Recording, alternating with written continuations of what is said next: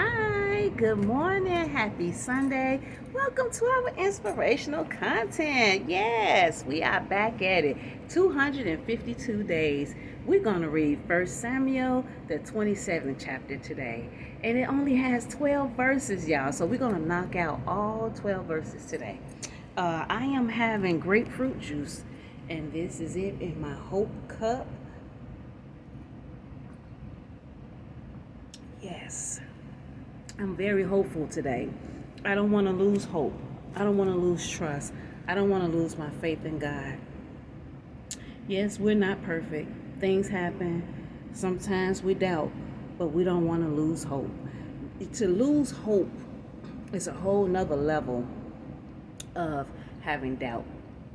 To lose hope makes you fall into the category of despair. I don't want to ever be in despair. When they say, honey, you're too blessed to be stressed, we have to take that in our hearts. We are too blessed to be stressed in Jesus' name. Let's go ahead and get started. But God said in his heart, but I said, God, Lord have mercy. But David said in his heart, I shall now perish one day by the hand of Saul. There is nothing better for me than that I should escape into the land of the Philistines. Then Saul will despair of seeking me any more within the borders of Israel, and I shall escape out of his hand. So David arose and went over with the 600 men who were with him to Achish, son of Maach, king of Gath. And David dwelt with Achish at Gath, he and his men, every man with his household, and David with his two wives, Achimnam, the Jezreelitess, and Abigail, the Carmelitess. This was Nabal's widow. When it was told Saul that David had fled to Gath, he sought for him no more. And David said to Achish, if I have now found favor in your eyes, let me be given a place to dwell in some country town. For why should your servant live in a royal city with you? Then Achish gave David the town of Ziklag that day. Therefore Ziklag belongs to the kings of Judah to this day. The time David dwelt in the Philistines' country was a year and 4 months. Now David and his men went up and made attacks on the Geshurites, Girzites, and the Amalekites. These were enemies of Israel because Joshua had failed to exterminate.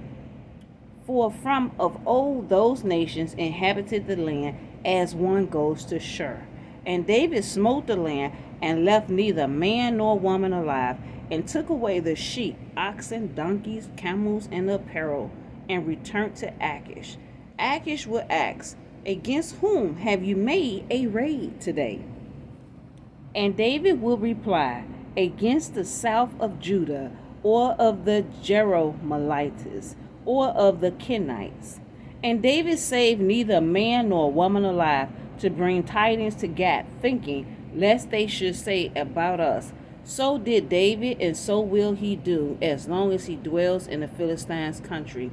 And Achish believed David, saying, he has made his people Israel utterly abhor him, so he should be my servant always. Wow, wow, wow. Let's go into the summary this morning. This lesson begins with David deciding not to stay in Israel anymore because of the dangers and pursuit of Saul. Instead, the future king of Israel went to the land of Gath with his 600 men and his two wives, Ahinoam and Abigail.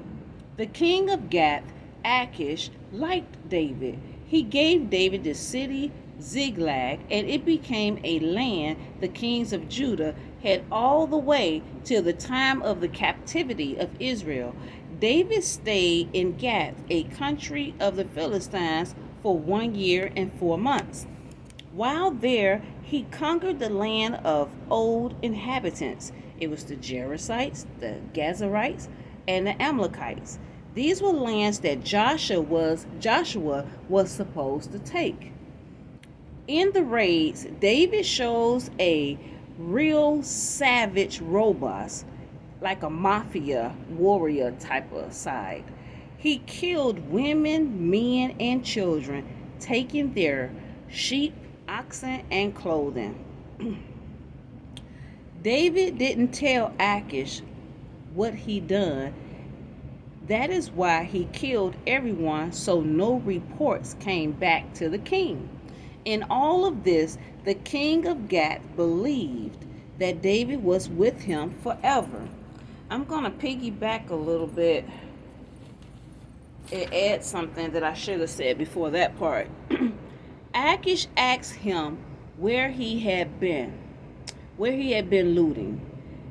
David lied to him by telling him that he had raided Israel and its allies. So that was the big lie that he told King Achish.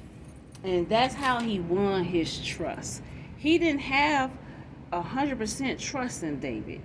But when he felt like David had betrayed his own nation by looting his own nation, that's when he figured that David would be with him as a servant forever.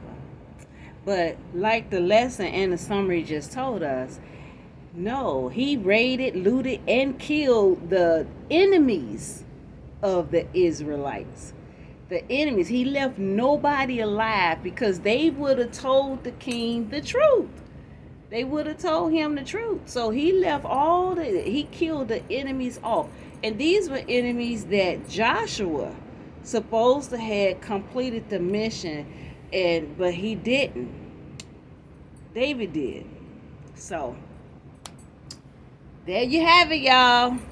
Enjoy your Sunday. See you all tomorrow, Lord's willing. Bye.